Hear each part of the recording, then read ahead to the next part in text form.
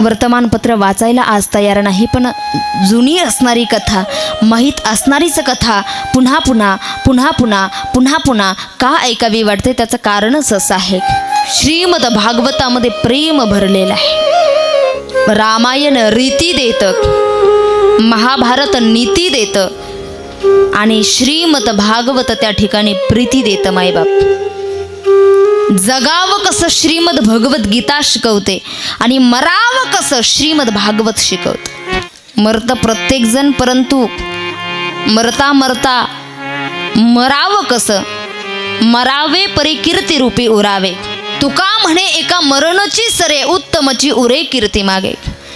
मरतात प्रत्येकजण मायबाप, पण मरत असताना मरावं कसं. तसंच एक दिवस वाक्य वाचलं की भगवद्गीता जगायला शिकवते आणि श्रीमद भागवत मरायला शिकवतं.